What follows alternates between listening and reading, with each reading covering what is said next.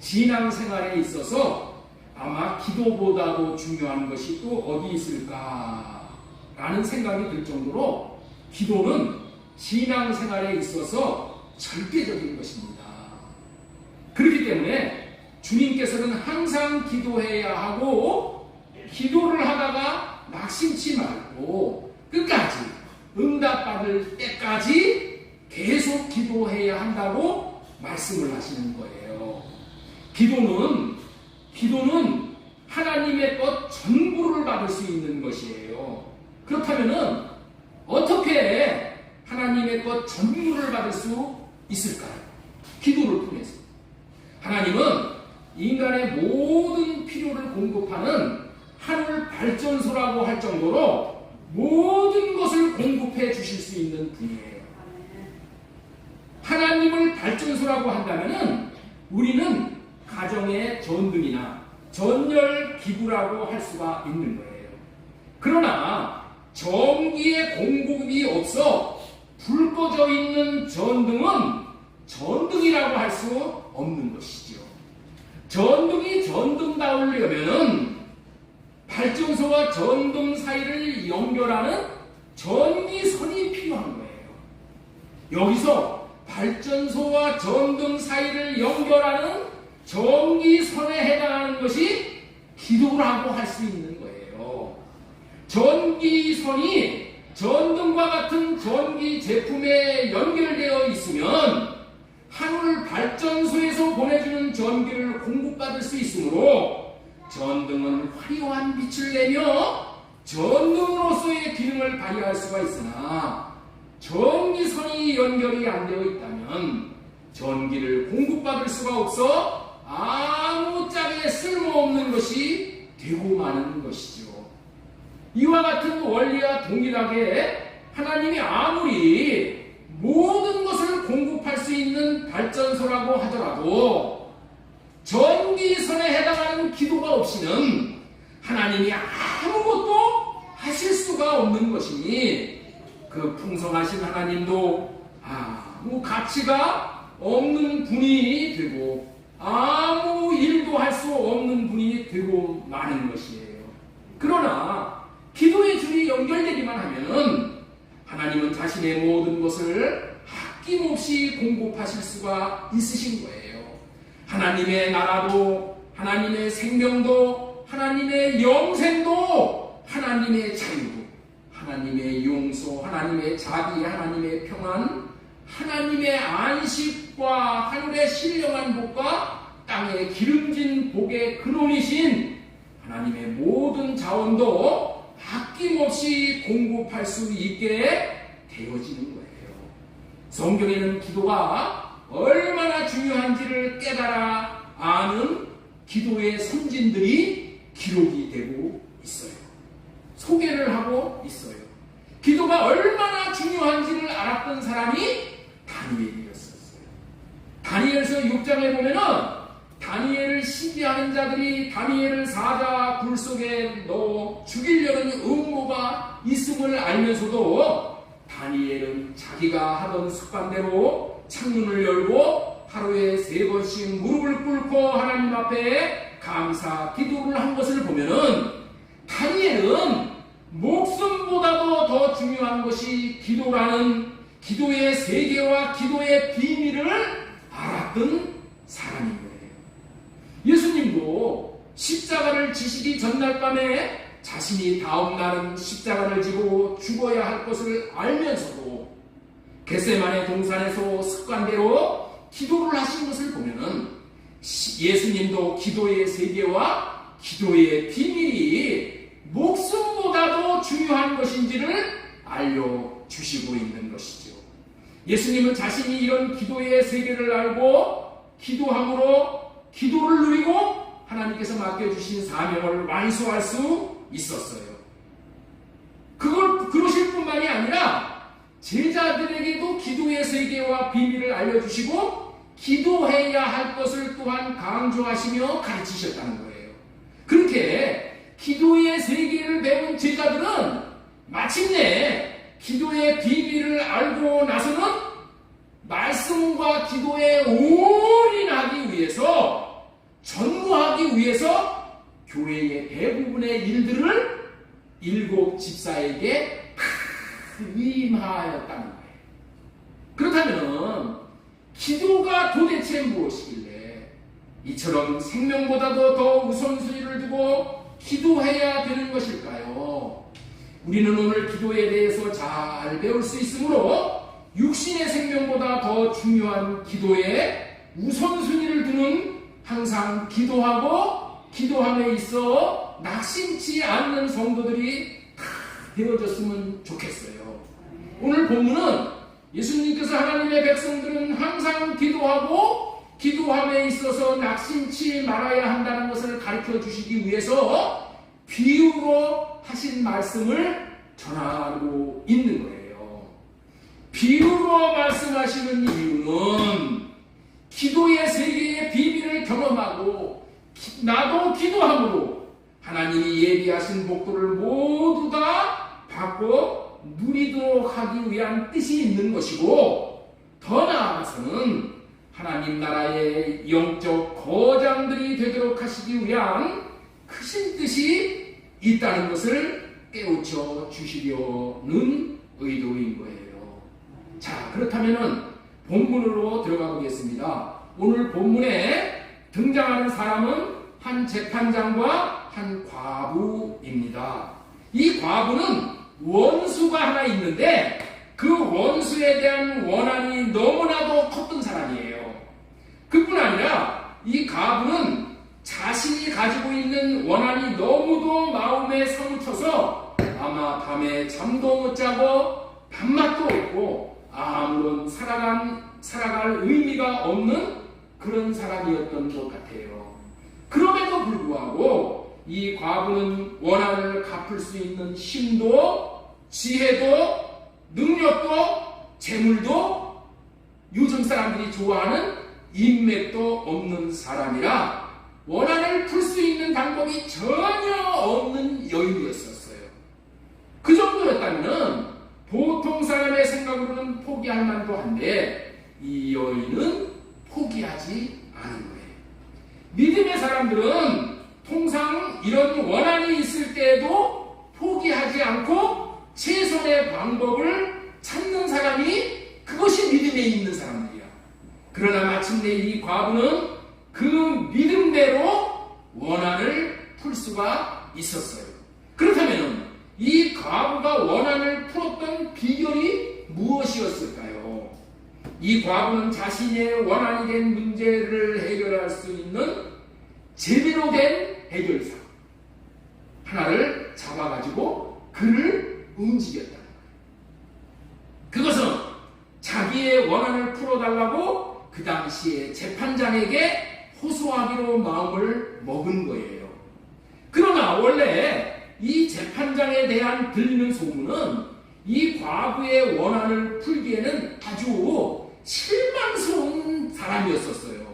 이 과부가 해결사로 삼았던 재판장이 어떤 사람이었는지를 2절에서 우리는 살펴볼 수 있겠습니다. 2절 보겠습니다. 이르시되 어떤 도시에 하나님을 두려워하지 않고 사람을 무시하는 한 재판장이 있는데, 이렇게 소개를 해요. 이 재판장은 하나님을 두려워하지 않고 사람을 무시하는 자라는 거예요. 이와 같은 재판장이 백성들의 애로사항이나 원한을 들어줄 수가 있겠어요? 그런 재판장이 이 보잘것없는 과부의 마음을 헤아려 주겠냐는 거예요. 이 재판장은 아직까지 웬만한 사람뿐만이 아니라 대단한 사람들까지도 무시해온 재판장인데 이 보잘것없는 과부를 안중에 두겠냐는 거예요. 그러나 그런 재판장을 통해서 자기의 원한을 풀어보겠다는 과부의 생각은 정말로 어리석은 생각으로 바위에다가 계란을 던지는 격에 불과한 것이었었어요. 그럼에도 불구하고 이 과부는 물에 빠진 사람이 지푸라기 하나라도 붙잡는 심정으로 재판장을 찾아가서 자기 원한을 풀어달라고 한 거예요. 우리 3절 보겠습니다. 그 도시에 한 과부가 있어 자주 그에게 가서 내 원수에 대한 나의 원한을 풀어주소서 하되, 그 재판장은 그 소문을 듣던 바대로 역시 과부의 말에 귀를 기울이지 않고 무시해버린 거예요. 그럼에도 불구하고 과부는 낙심하여 포기하지 않고 끈질기게 그에게 가고 또 갔었다는 말이에요. 그런데 결론은 재판장이 오히려 이 과부를 상대하기는 역부족이라고 생각하고 과부의 원한을 풀어주었다는 거예요. 현실은 어떤 현실이냐? 과부가 재판장을 상대하기에 역부족이잖아요. 무시하는 사람 하나님도 없는 사람이었으니까. 그런데 결과는 어떻게 됐다고요? 재판장이 과부를 상대하기가 역부족이 되었다. 그런 말을 하는 거예요. 어떻게 그렇게 되었는지를 3절, 5절에서 설명해 주고 있는 거예요. 자, 주목해 봅시다. 3절. 그가 얼마 동안 듣지 아니하다가 후에 속으로 생각하되 내가 하나님을 두려워하지 않고 사람을 무시하나 이 과부가 나를 번거롭게 하니 내가 그 원한을 들어주리라. 그렇지 않으면 늘 와서 나를 괴롭게 하리라 하였느니라. 이 말의 뜻은 이런 뜻이죠. 나는 하나님도 사람도 무서울 게 없다. 내 앞에는 보이는 게 없다. 나는 내 생각대로 내 마음대로 내가 옳다고 여기는 대로 사는 사람이다. 그러나 이 과부가 나를 번거롭게 하니, 다시 말해서 귀찮게 하니 그 원한을 풀어주리라고 마음 먹었다는 거예요. 사실 그렇잖아요. 이 재판장도 자기 업무를 봐야 하는데 밖에서 계속 울부짖고 있으면은 자기 일을 볼 수 있겠어요? 그리고 재판장 밑에서 일하는 사람들도 많잖아. 그런데 그 업무 보는 사람들이 이 여자가 울부짖으면 시끄러워서 일을 볼 수 없게 되잖아요. 그러니 얼마나 번거로운 일이고 짜증나는 일이겠어요. 그래서 노이로제가 걸리게 되었다는 거예요. 그걸 세상에서 쓰는 말로 과장을 해버리면 뭐라고 얘기하냐면 질려버렸다. 질려버렸다. 그렇게 얘기를 하잖아요. 그래서 재판장이 과부의 원한을 풀어주었다는 거예요. 이 재판장에게 와서 귀찮게 하는 것은 정말로 고통스러운 것이기에 이 여자가 하는 것을 보니까 들어주지 않으면 매일 밤이고 낮이고 와서 울부짖으며 자기 원한 갚아달라고 할 것이 불을 보듯이 뻔한 일이니 앞으로 당할 일을 생각해보니 질려버렸다는 거예요. 그래서 진작에 원한을 해결해 주는 것이 상책이라고 생각하고 원한을 풀어주었다는 거예요. 저도 질려버리는 경험을 한 적이 있었어요. 지금부터 거의 17, 18년 전에 김포에 제가 살 때에 아침마다 출근을 하려면 우리 아파트 문 앞에 빚쟁이가 찾아오는 거예요. 그 빚 갚으라고 떠들어대는 거예요. 그 이유는 빚을 받아야 할 사람에게 못 받으니 만만한 우리 집으로 온 거야.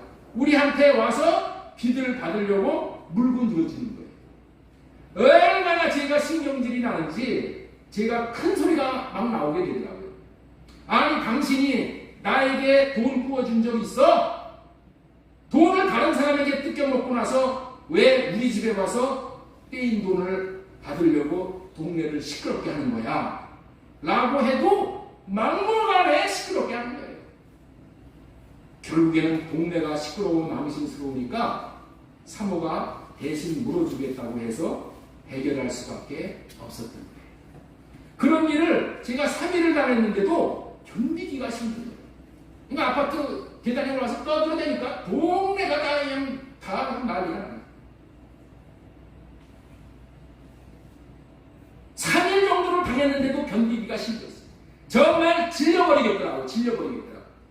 그런데 이 과부는 밤이고 낮이고 귀찮게 하는 것이 그렇게 아무도 움직일 수 없는 대단한 재판장을 질려버리게 해서 과부의 원한을 풀어주게 하였다.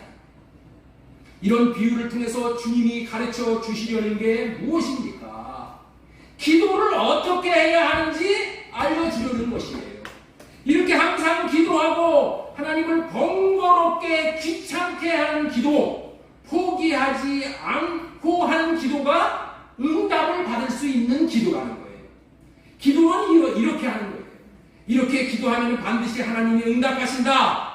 그러니 너희들도 이와 같이 기도를 해야 하고 기도를 포기하지 말아야 한다고 기도를 가르쳐 주시는 거예요. 기도를 가르쳐 주시는 거예요. 누가복음 18장 6절을 읽겠습니다. 주께서 또 이르시되 불의한 재판장이 말한 것을 들으라. 하물며 하나님께서 그 밤낮 부르짖는 택하신 자들의 원한을 풀어주지 아니하시겠느냐. 그들에게 오래 참으시겠느냐. 내가 너희에게 이르노니 속히 그 원한을 풀어주시리라. 그러나 인자가 올 때에 세상에서 믿음을 보겠느냐 하십니다. 하물며 불의한 재판장도 원한을 풀어주는데 택한 자의 부르짖는 기도, 원한을 품은 기도에 대해서 하나님께서 응답을 안 하시겠느냐. 응답하신다. 기도하면 응답하신다. 그런 말씀이에요. 그러나 너희들은 항상 기도하고 낙심하지 말고 기도하라고 하십니다. 이렇기 때문에 우리가 기도해야 될 이유가 있는 거예요. 뭐 들어주시지 않으면 기도할 이유가 뭐 있어? 몇 사람에게 한번 알려주세요. 기도 응답을 받으려면 하나님을 귀찮게 해야 됩니다. 기도 응답을 받으려면 하나님을 질리게 해야 합니다. 아, 왜 화나세요? 기도 응답을 받으려면 하나님을 질리게 해야 합니다. 누가복음 18장 1절 예수님께서 그들에게 항상 기도하고 낙심하지 말아야 할 것을 비유로 말씀하여 이렇게 낙심하지 말고 기도해야 할 것을 말씀하시기 위해서 오늘 뭐 과거에 대한 얘기도 하고 재판장의 얘기도 하고 얘기가 길어졌다는 얘기야. 결론은 뭐예요? 항상 기도하고 낙심하지 말고 기도해야 한다는 거예요. 오늘은 하늘 발전소와 같으신 하나님과 연결하는 전기선과 같은 기도를 통하여 하늘의 온갖 부여를 다 누릴 수 있었으면 좋겠다는 마음을 저에게 하나님이 주시어서 항상 기도하고 낙심치 말아야 한다라는 제목으로 말씀을 전해드리고 있는 거예요. 자, 누가복음 18장 1절 다시 읽겠습니다. 예수님께서 그들에게 항상 기도하고 낙심하지 말아야 한다는 것을 비유로 말씀하여 여기서 우리 주님이 항상 기도하고 낙심치 말아야 한다고 기도에 대해서 비유로 말씀하시는 이유가 무엇이라고요? 답은 항상 기도하는 것이고 기도함에 있어서 낙심하거나 낭만하거나 포기하지 말라는 말씀을 마음에 신비에 새기고 살라는 얘기예요. 우리는 이미 수도 없이 이렇게 기도하라는 말씀을 듣고 이렇게 기도해야 되는 것을 알고 있어요. 여러분들 이 내용 모르는 사람이 있어요? 없어요? 이 얘기 한 번 못 들어본 사람이 있어요? 없어요? 없죠? 다 아는 내용이야. 다 이미 이론은 뻔히 다 알고 있어. 그렇죠? 그럼에도 불구하고 항상 이런 기도를 하지 못하고 기도에 낙심함으로 하늘 발전소와 같으신 하나님의 공급을 제대로 받지 못하고 살고 있는 것이 현실인 거예요. 우리의 현실인 거예요. 항상 기도하기만 하면 하나님이 주시는 것을 다 받을 텐데 낙심하지 않고 기도하기만 하면 받을 텐데 그 좋은 기도를 안 한다는 거예요. 그렇다면 우리가 항상 기도하고 낙심하지 말고 믿음을 가지고 응답을 받을 때까지 기도하는 비결은 무엇일까요? 예? 기도할 수 있는 비결은 무엇일까요? 오늘 주제를 잘 주제가 뭐라고요? 오늘 주제 핵심이 뭐라고요? 제목이 뭐라고요? 항상 기도할 수 있고 낙심하지 않고 기도할 수 있느냐? 기도할 수 있느냐? 기도할 수 있어야 되는데 우리는 이때까지 들었는데도 기도 못했다는 거야. 왜 그러냐는 말이야. 왜? 노하우가 있다는 거야. 노하우. 항상 기도하고 낙심하지 않고 기도할 수 있는 노하우가 있다는 거야. 노하우, 비밀이 있다는 거야. 노하우가 뭔지 다 알죠? 다른 사람은 모르는 나만의 기술. 예? 항상 기도할 수 있고 낙심하지 않고 기도할 수 있는 노하우가 있다는 거예요. 노하우. 그 노하우를 말씀을 드리려고 오늘 이렇게 작정하고 말씀을 드립니다. 본문의 말씀을 통하여서 우리가 항상 기도하고 낙심하지 않는 기도를 할 수 있는 노하우는 무엇일까요? 자기가 원한이 있는 자라는 것을 먼저 알아야 한다. 노하우는 뭐라고요? 내가 원한이 있는 자라는 것을 알아야 한다. 내가 뭐가 있는 자라고요? 원한이 있는 자라는 것을 알아야 된다. 본문에서 과부가 자기가 원하는 것을 응답할 수 있었던 것은 먼저 자기가 원한이 있는 자라는 것을 알았기 때문이에요. 그렇습니다. 오늘 주님이 항상 기도하고 낙심하지 않는 기도를 하라고 하셨는데, 그렇게 할 수 있게 되는 것은 먼저 자신이 원한이 있는 자라는 것을 아는 것이 중요하다는 거예요. 여러분들은 원한이 있나요? 없나요? 몇 사람들에게 물어보세요. 당신 원한이 있으십니까? 물어보세요. 당신 원한이 있으십니까? 물어보시라니까요. 아니, 왜 이렇게 했냐면은, 여러분들 잊어버리지 않으려고 잠깐만 이런 것들을 여러분들에게 귀찮게 시키는 거야. 한번 물어보세요. 원한이 없는 자라면 항상 기도할 수 없고, 기도한다고 해도 중간에 포기해버립니다. 내가 원한이 있는 자라는 것을 아는 때에 항상 기도할 수 있고, 기도를 포기하지 않을 수 있다는 거예요. 그래서 오늘 우리가 알아야 될 말씀은, 우리 모두는 원한이 있는 자라는 것을 알아야 한다는 거예요. 그래야 과부와 같이 번거롭게 해서 원한을 해결받을 수 있는 기도를 할 수 있게 되는 거예요. 저와 여러분들은 모두 원한이 있는 자리예요. 그리고 그 원한이 있는 자라는 것을 알아야 계속 기도할 수 있고, 포기하지 않고 기도할 수가 있다는 거예요. 그래서 항상 기도하고 낙심하지 말아야라는 제목 안에서 첫 번째 대지로 전해드리고 싶은 말씀은, 저와 여러분들은 근원적인 원한이 있다. 근본적인 원한이 있다라는 말씀을 전해드립니다.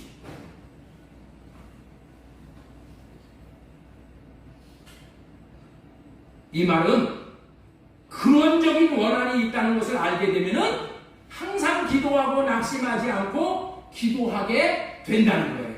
저야 여러분들은 원래 근원적인 원한을 가지고 태어난 존재입니다. 하나님께서는 에덴 동산을 창설하시고 인간에게 필요한 모든 것을 다 갖춰 놓으시고 인간을 창조하신 거예요. 이는 마치 엄마가 아이를 낳기 전에 아기가 태어나서 입을 옷, 기저귀, 저통, 분유를 비롯한 모든 것을 다 준비해 놓고 아기를 출산을 하는 거잖아요. 그렇죠?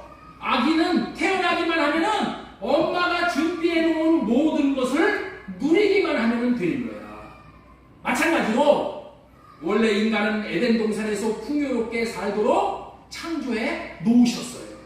창세기 2장 10절 이하에 보면은 에덴 동산의 환경이 얼마나 좋은 것인지를 알 수가 있어요. 우리 2장 10절 보겠습니다. 강이 에덴에서 흘러나와 동산을 적시고 거기로부터 갈라져 네 근원이 되었으니, 이렇게 말씀합니다. 에덴에서 강이 흘러나와서 네 근원이 되었다, 이렇게 말씀하는 거예요.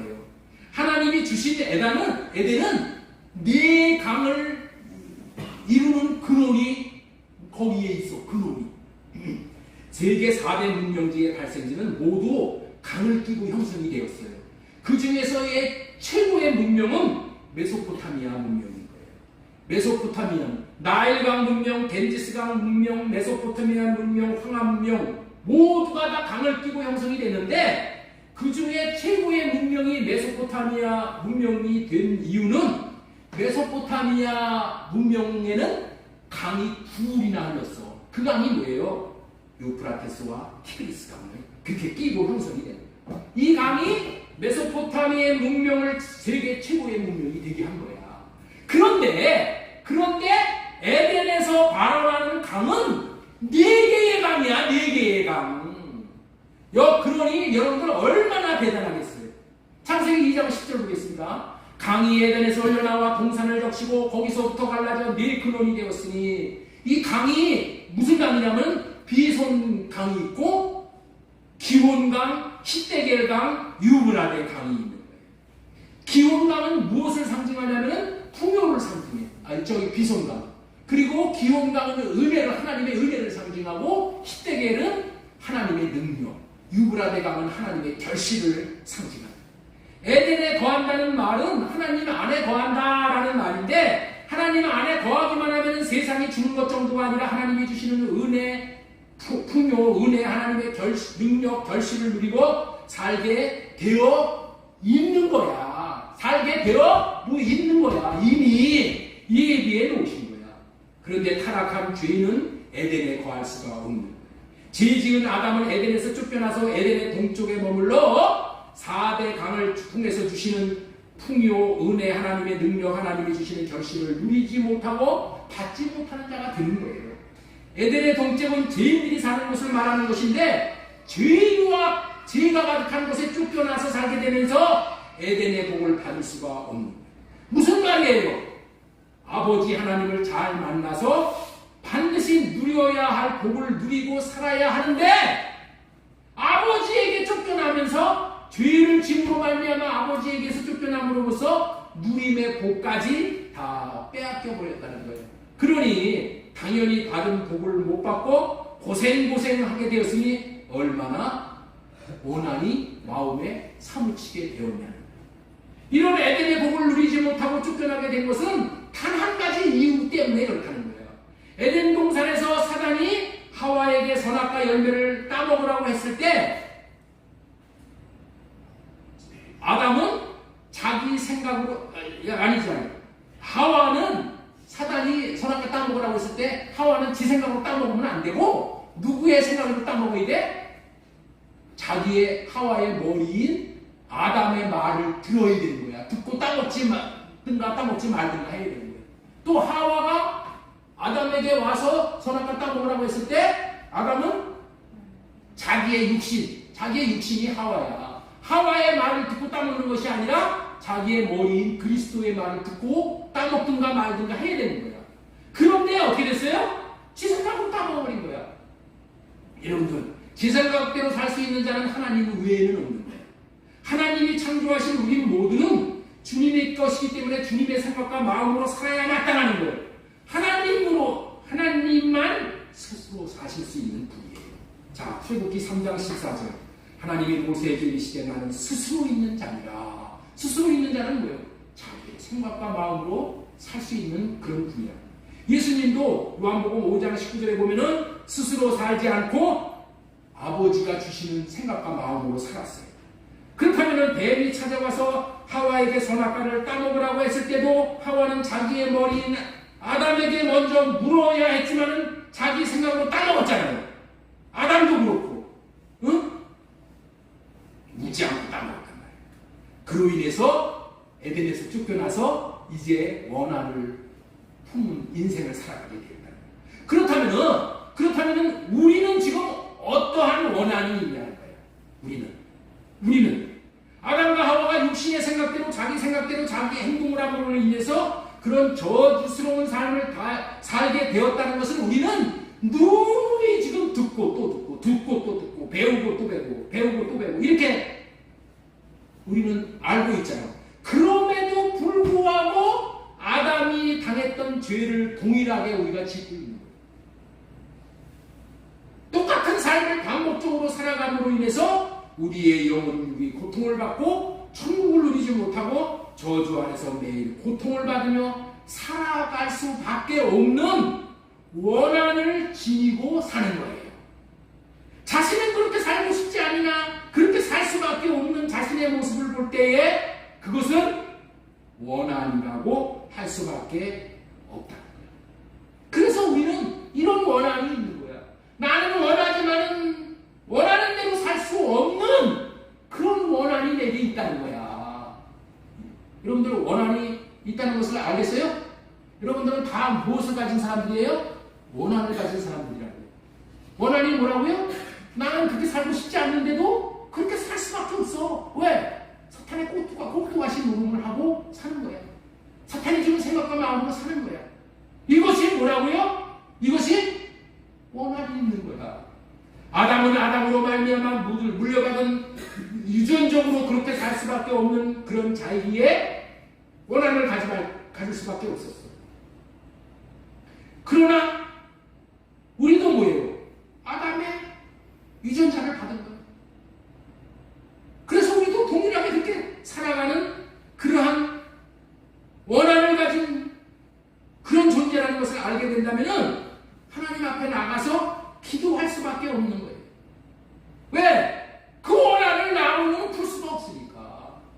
원한을 나로서 풀 수 없는 그러한 저주에 이르는 원한이라는 것을 알게 되면 어떻게 돼요? 하나님 앞에 나아가지 않을 수가 없는 거예요. 과부는 악한 재판장임에도 불구하고 번거롭고 귀찮게 함으로 결국에는 원한을 풀었는데 하나님은 자비하시오니 내 원한을 풀어주세요. 나는 육신의 생각을 떨쳐버리고 살 수 없는 그런 존재입니다. 그래서 하나님이 원한을 풀어주시기 위해 성령을 보내주시오. 이제는 우리의 육신의 생각대로 살지 않고 성령으로 말미암아 살 수 있을 때에 비소는 우리의 것이 되고 기온의 은혜, 십대계의 은혜, 유브라 대강의 결실의 은혜가 우리에게 있어지게 되어진다. 이렇게 원한이 있는 자라야지 하나님 앞에 계속 기도할 수 있고 낙심하지 않고 기도하여 원한을 풀게 된다는 거예요. 하나님이 주시는 이 풍요를 하나님은 누리도록 저에게 모든 길을 다 마련해 주셨는데도 조상들로 말미암아 그리고 자신의 잘못으로 이렇게 저주스러운 삶을 살고 있습니다. 나는 원한이 사무친 자입니다. 그러나 나로서는 풀 수 없으니 주님이 원한을 풀어주심으로 말미암아 하나님이 예비해 주신 복을 누릴 수 있는 줄로 믿습니다라고 원한을 풀기 위해 항상 기도하고 낙심하지 말고 기도하는 자가 되어지게 된다. 그럴 때에 예수 그리스도의 보혈의 은혜가 임함으로 원한을 풀 수 있게 되어지는 거예요. 김웅성 장로님 간증을 잠깐 말씀을 드릴게요. 어느 장로님이 장로 인직을 받고 주일 예배 때에 공중 기도를 하기 위해서 강단으로 올라왔어요. 그때에 목사님이 장로님을 말려버린 거예요. 장로님 죄송합니다만 정장을 입으신 분이 기도를 해야 됩니다. 정장을 못한 장로님은 강단에서 쫓겨 내려오다시피 내려와요. 그리고 맨 뒷자리에 앉아서 눈물을 쏟은 거예요. 농사를 지어서 구남매를 가르치다가 보니까 넥타이와 양복은 입을 엄두도 못 내요. 하나님, 장로가 되었어도 공중 기도를 할 수 없는 이 원한을 하나님이 풀어주시옵소서. 하나님, 내 자식들에게 많은 이 가난을 물려주지 않게 하소서. 그 후 장로님은 강물에 빠져도 집에 돌아와 옷을 갈아입고 새벽 기도를 드렸다. 평생 기도로 자녀를 키웠어요. 하나님은 그의 기도를 들어주셔서 장남은 매산고등학교 교장을 지냈고, 둘째는 육군 대령으로 전역했고, 셋째가 대기업 사장을 했고, 넷째는 국회의원을 2번이나 지냈고, 다섯째는 장관을 거쳐 지금 요직에 근무하고 있다는 거예요. 4명의 딸과 사이도 교회 중직자들이 되었고, 새벽 기도로 키운 구남매가 신앙의 명문가를 이루었다. 그분이 바로 안산제일교회 고 김웅선 장로님이십니다. 지금까지는 설교 제목을 항상 기도하고 낙심하지 말아야 하는 주님의 명령을 우리가 어떻게 따를 수 있는가? 어떻게 따를 수 있는가?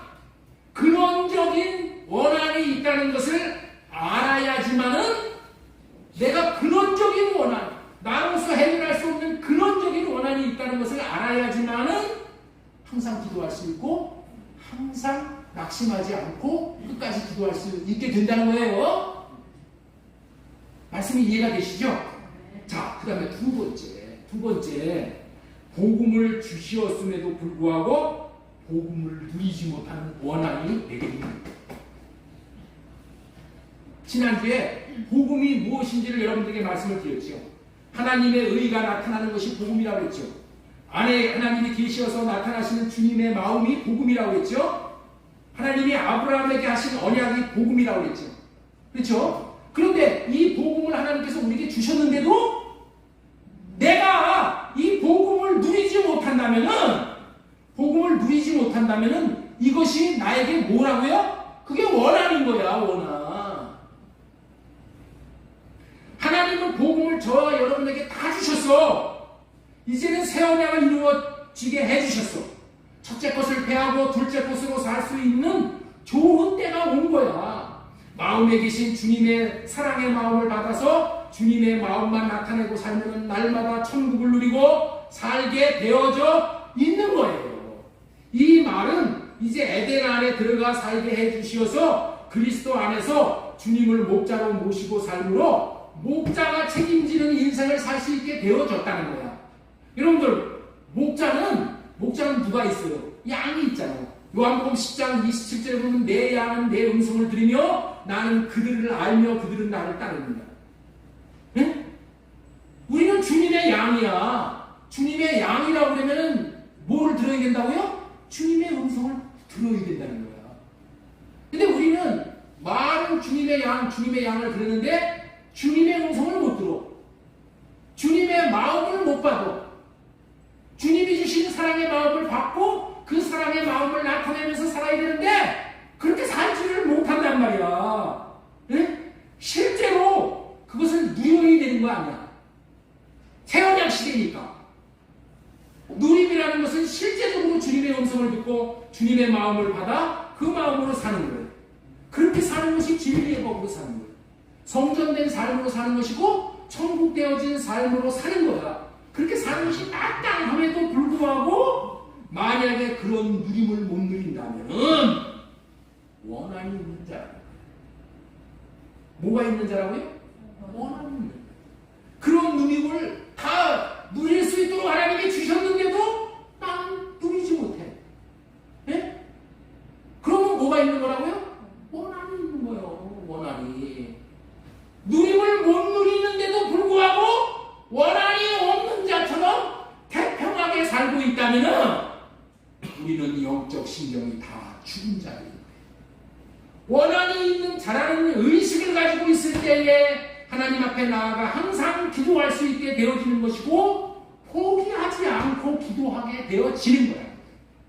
여러분들 신앙인 가운데는 지금 주님의 음성을 듣고 주님의 마음을 받고 주님과 소통을 하며 주님의 영광을 보면서 친밀한 관계를 누리고 사는 사람들이 많이 있어요. 예? 주님의 음성을 듣고 예? 주님의 뜻을 분별하고 주님이 알려주시는 대로 선한 목자 되신 주님의 인도하심을 따라서 사는 사람들이 많이 있다는 말이에요.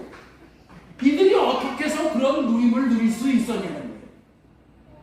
그들도 전에는 주님의 음성을 듣지 못하고 주님의 마음을 받지 못하고 주님을 사랑하지 못하고 사는 자신들의 모습을 보면서 살지 못하는 것을 원한으로 알고 그 원한을 품고 주님 앞에 나가서 항상 기도하며 낙심치 않고 기도한 결과로 지금 그런 복음을 누리게 되어졌다는 거예요. 그렇다면 우리도 누려야 마땅한데 누리지 못하는 것이 원한인 줄을 모르고 주님께 나아가 원한을 품고 기도하지 않은 결과라는 것을 믿으시기 바랍니다. 주님은 우리 모두에게 주님의 음성을 들려주시기를 원해. 주님의 마음을 주시기를 원해. 주님은 사람 차별을 하지 않으셔요. 꼭 믿으시고 주님의 마음을 받고 누리지 못한다면 그것이 나의 원한이라는 것을 알고 주님의 보좌 앞에 자비하신 재판장 되신 은혜로우신 주님 앞에 나아가시기 바랍니다. 악한 재판장이라도 원한을 풀어주셨다는 것을 알게 되었으니 하물며 사랑이 많으신 우리의 재판장 되신 주님이 우리의 재판장이시라는 것이 얼마나 위로가 됩니까? 우리 주님은 은혜가 풍성하시기 때문에 반드시 우리의 원한을 품고 주님 앞에 나아가는 기도를 들으시고 원한을 풀어주실 줄로 믿습니다. 이와 같은 누림은 그냥 오는 것이 아닙니다. 자기가 원한이 있는 자라는 것을 아는 데서부터 시작합니다. 다시 한번 자신이 누구인지를 알기를 바랍니다. 옆 사람에게 알려주세요. 당신은 원한이 있는 사람입니다. 그런데 여전히 원한이 있는지도 모르고 첫째 것으로 그냥 살아버리는 거예요. 이것은 자동차를 타고 다니는 시대에 구루마, 인력거 타고 다니는 거나 마찬가지. 운동화를 신고 다니는 시대에 집신을 신고 다니는 거예요. 우리는 시대에 걸맞게 살아야 돼요. 네? 시대에 걸맞게 살아야 돼요. 지금은 첫째 것으로 사는 시대가 아니라 둘째 것으로 사는 시대예요. 예수님의 새 언약의 중보자로 오셔서 이제 우리 마음에 오셔서 주님이 주시는 마음을 받고 그 마음을 누리면서 살아가는 시대가 됐어. 그런데도 육신의 생각으로 살고 있다면 뭐라고요? 어떤 자라고? 원한이 있는 자야. 원한이 있는 자야.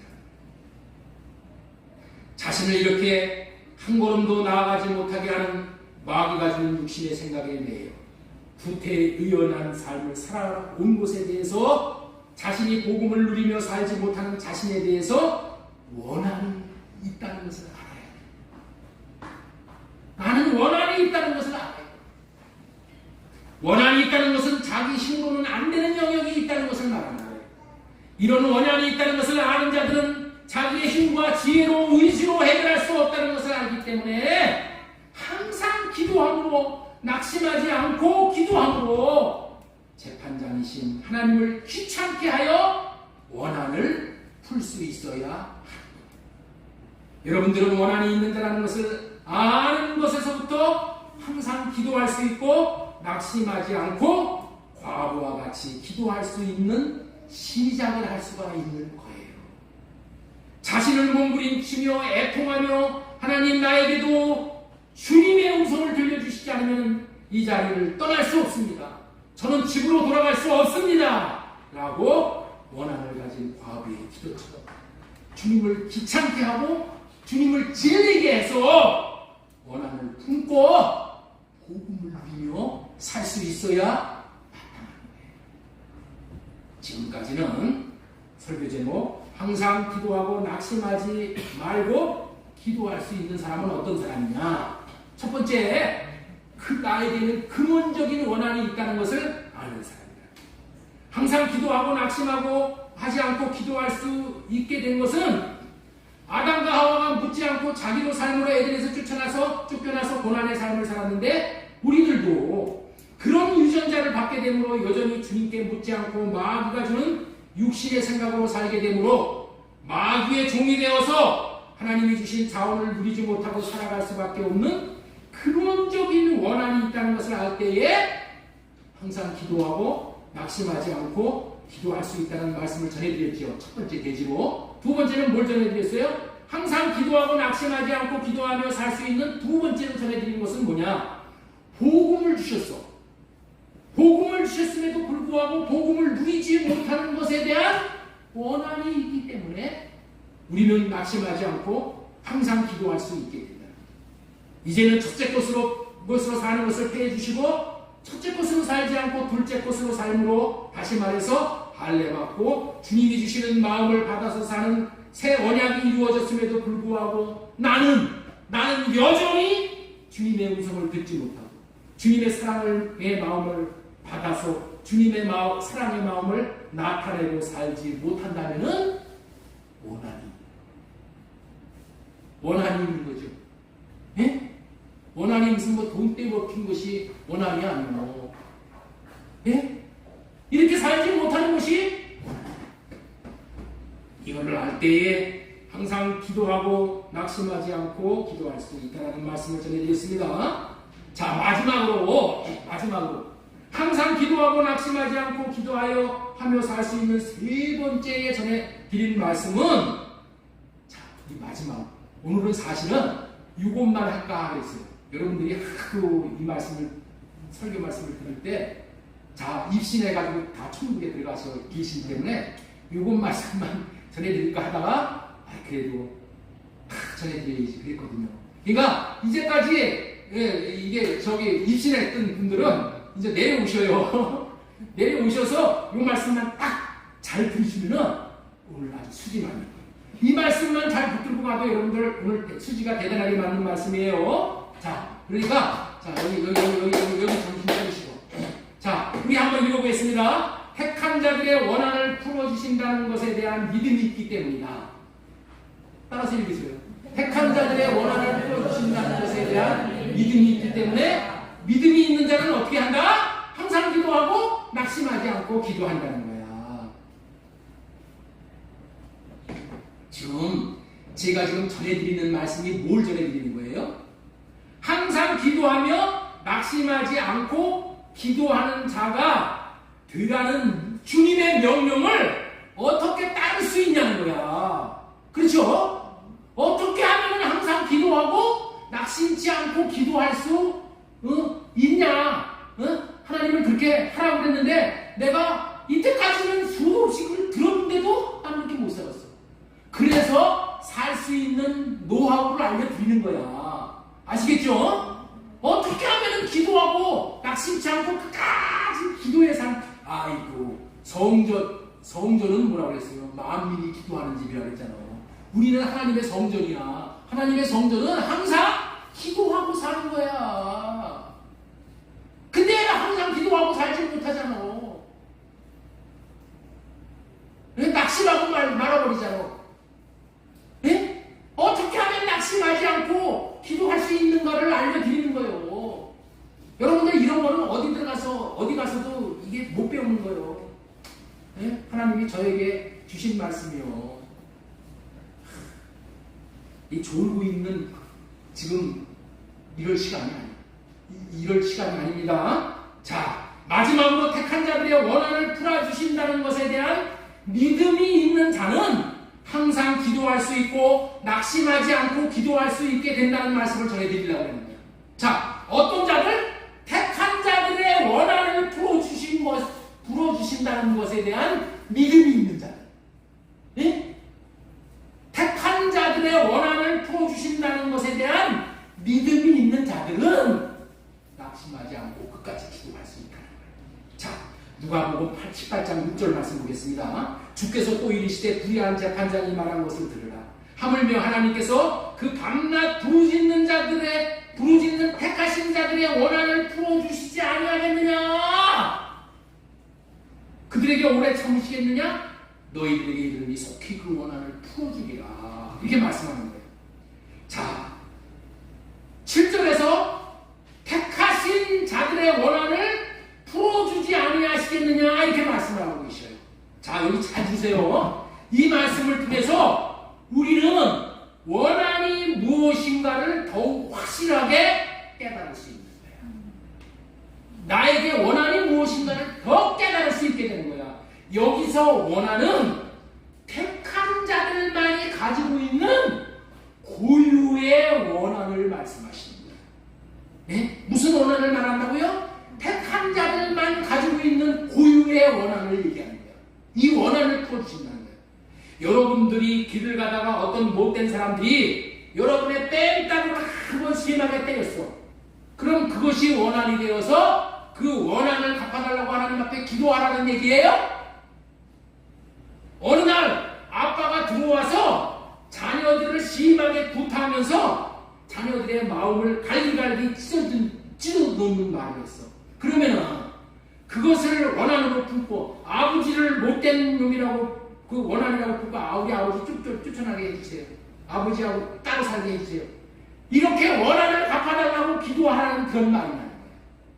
여기서 얘기하는 원한은 그런 원한이 아니야. 이런 것들이 여러분들의 육신의 생각으로는 원한을 품을 만한 것으로 여길 수도 있어. 그러나 여기서 말하는 원한은 그런 것을 원한으로 말하는 내용이 아니라는 거예요. 그러면 무엇을 원한으로 말하느냐? 7절 다시 보겠습니다. 하물며 하나님께서 그 밤낮 부르짖는 택하신 자들의 원한을 풀어주지 않겠느냐. 여기서 나오는 택하신 자들이란 이런 뜻이에요. 택한 자들이라는 것은 하나님께서 구원하시기로 작정한 자야. 구원하시기로 예정한 자야. 그렇기 때문에 택한 자들은 다 구원받게 되어 있어. 그래서 이 예정한 자들은 복음을 누리도록 예비한 자들이야. 하나님이 택하신 자들에게는 반드시 무슨 일이 벌어지냐면은 하나님께서 반드시 언약을 들을 수 있게 해주시오. 그리고 언약을 깨달을 수 있게 해주신단 말이야.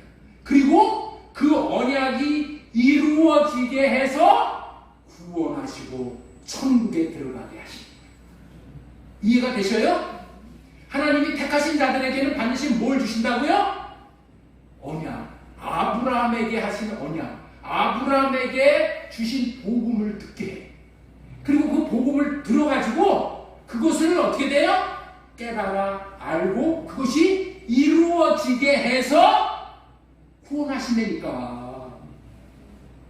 그렇기 때문에 여기서 택한 자들의 원한이라는 것은 하나님이 택한 자들에게 알게 해주시는 언약이 자기 자신에게는 아직 이루어지지 않은 것을 원한이라고 하는 거예요.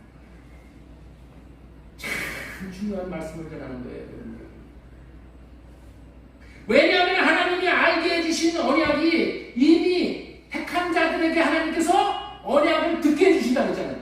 언약이 무엇인지를 알게 해주셨잖아요. 구원받는 길이 무엇인지를 알게 해주셨다고 했잖아요. 그런데 알게 해주신 언약이 자신에게 아직 이루어지지가 않았어. 주님의 음성을 듣지 못하고 주님의 마음을 받고 주님의 마음을 나타내고 살지를 못한단 말이야. 응? 이것이 뭐예요? 택한 자들이 왜 부르짖는 원한이야. 이게 하나님이 알게 해주신 언약이 자신에게 이루어지지가 않으면 구원을 받을 수가 없을 뿐만이 아니라 이 땅에서부터 누려야 하는 천국 복음인 새 언약을 누릴 수가 없어요. 성전이 되어지지 못하고 몸된 교회도 되어지지 못하고 천국도 되어지지 못하게 되므로 결국에는 주님의 마음으로 살지 못하게 됩니다. 다시 말해서 주님의 양은 주님의 음성을 듣고 살아야 주님의 입에서 나오는 주님이 주시는 생명 양식을 먹고 삶으로 주님의 양답게 살 수 있을 텐데 그렇게 살지 못하니 그것이 뭐가 됐다고요? 원한이 됐다는 원한. 뒤집어서 말한다면 항상 기도하고 낙심하지 않고 기도할 수 있는 사람은 원한이 있는 사람이 그렇게 기도할 수 있다는 말이에요. 등 따숩고 배부르면은 다시 말해서 원한이 없으면 기도를 안 하는 거예요. 편안할 때 오히려 기도해야 하는데 기도를 안 하는 것이 인생의 한계라는 거예요. 택한 자들이 가지고 있는 원한은 하나님께서 하신 약속이 자기에게 이루어지지 않은 것이 세상에서 무슨 서름을 받았다고 억울한 일을 당했다고 돈을 떼먹고 도망갔다고 그것을 원한으로 품고 살면은 여기서 말하는 원한의 뜻을 모르는 거예요. 여기서 말하는 원한의 뜻을 모르는 거예요. 택한 받은 자의 원한은 오직 한 가지 택한 자들에게 약속하신 언약, 할례 언약, 새 언약, 천국 법, 진리의 법, 생명의 성령, 똑같은 법이야. 똑같은 법. 이 법이 아직 내가 알기는 알아. 소도 없이 들었어. 알기는 알았지만은 자신에게 아직 이루어지지 않으므로 여전히 내가 어떻게 산다고? 첫째 것인 모세의 율법으로 사는 거예요. 자기의 의를 나타내기 위해서 사는 거예요.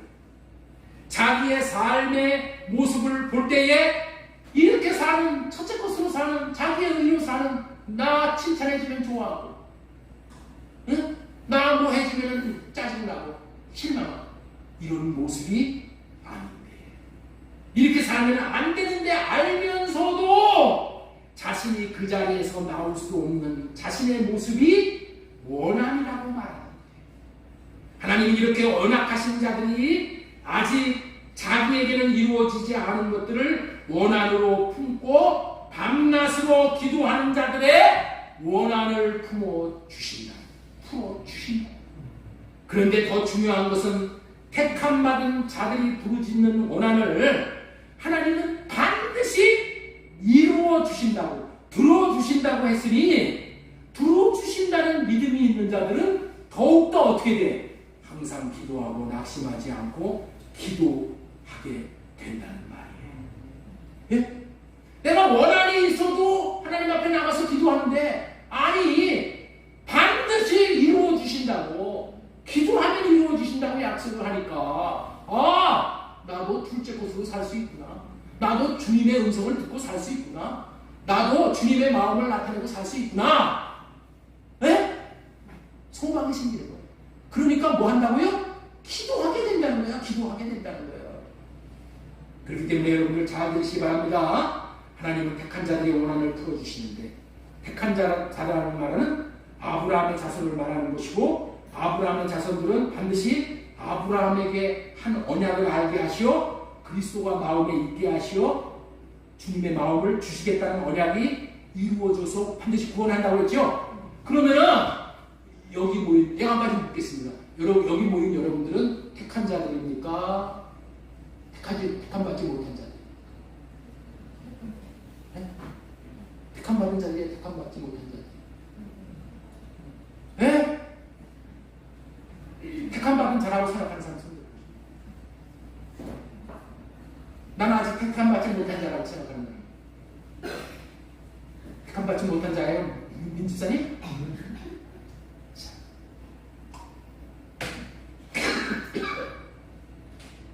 저걸 먹어서 제가 비침이 나와. 왜 택함 받은 자냐? 택함 받은 자만 하나님이 구원하시고 구원하시는 방법이 뭐라고요? 택함 받은 자들에게 아브라함에게 전하신 복음을 듣게 하는 거예요. 여러분들이 택함 받은 자가 아니면은 그런 거 듣게 할 이유가 없어. 뭐 지옥 쓰레기인데 뭐 듣게 해?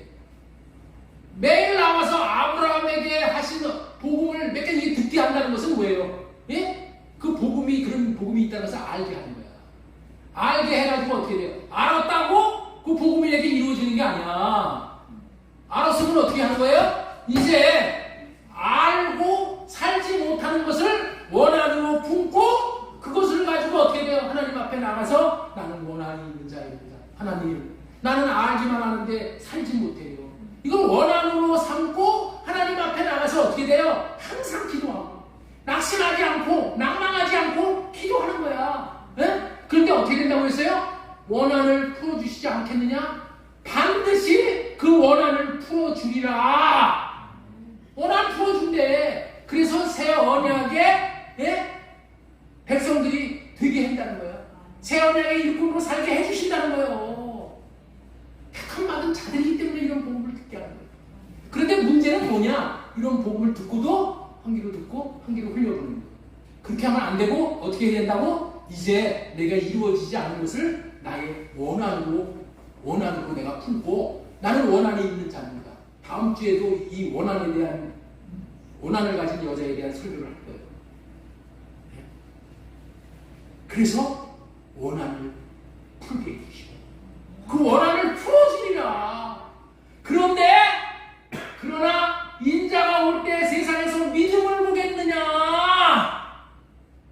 우리 주님이 믿음을 보겠느냐 하고 애처로워하시는 거예요. 탄식하시는 거예요. 여러분들 반드시 내가 택함 받은 자이기 때문에 내가 택함 받았기 때문에 내가 복음을 들었기 때문에 그래서 이것을 원한으로 알고 내가 하나님 앞에 나가서 정말 낭망하지 않고 항상 기도하고 부르짖어 기도할 때 이루어지게 됩니다. 이루어지게 하겠다고 확실한 하나님이 맹세로 약속하셨잖아. 그러니까 이루어지는 거예요. 이루어지는 거예요.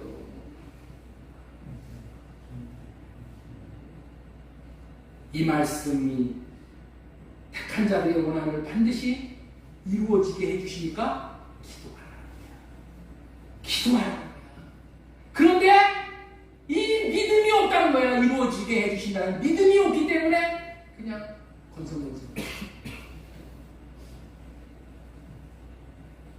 택한 자들의 원한은 반드시 풀어주시겠다고 했으니 믿음을 가지고 기도하는 거야. 그런데 기도하지 않으면 이루어주실 수가 없어. 아까 처음에 시초에 말씀을 드렸잖아요. 한 발전소 땅에 전등이야. 전등이 빛을 받아야 되는데 줄이 연결이 안 된 거야. 줄이 연결이 안 되면은 하나님이 아무리 여기서 빛을 비춰 주시려고 해도 안 돼. 줄을 타고 전기는 내려오잖아요. 기도를 타고 하나님이 일을 하실 수가 있는 거예요. 기도하지 않으면은 하나님도 일할 수가 없어. 내가 기도하는 것이 하나님이 일하게 하시는 거예요. 아니 줄이 안 모어지면은 하나님은 아무 일도 못해. 오직 주님이 말씀하신 항상 기도하고 낙심하지 않고 기도할 수 있는 사람, 원함이 있는 사람이다라고 말씀을 전해드렸어요. 오늘 전한 이 말씀을 마음에 새기고 늘 약속이 이루어짐을 보지 못하는 것을 원한으로 삼고 번거롭고 귀찮게 하는 택한 자들의 원한을 반드시 풀어주시겠다는 우리 주님의 말씀, 믿음을 가지고 기도하는 것. 새 언약의 주인공들, 새 언약의 일꾼들 되어져서 주님의 음성을 듣고 주님의 마음을 보고 삶으로 오늘 과거와 같이 원한을 품는 자들이 다 되시길 바랍니다. 네. 이 설교를 준비하면서 제가 아는 목사님 한 분이 생각이 났어요. 이 말씀만 딱 전해드리고 말씀 마치겠어요. 네. 이 목사님이 시골 농부의 아들로 태어났어요.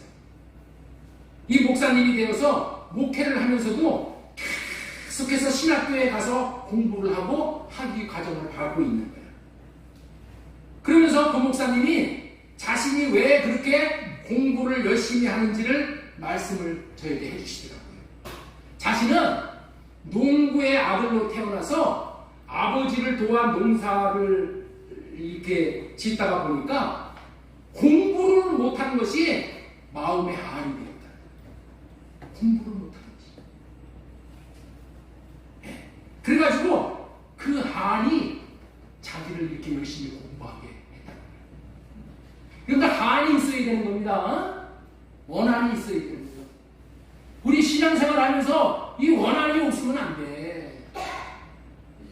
원한이 없으면 기도 못해. 기도 못하면은 여러분의 인생이 이렇게 금과 같이 빛나는 인생을 살 수가 없어. 그냥 어둠으로 그냥 사는 거야.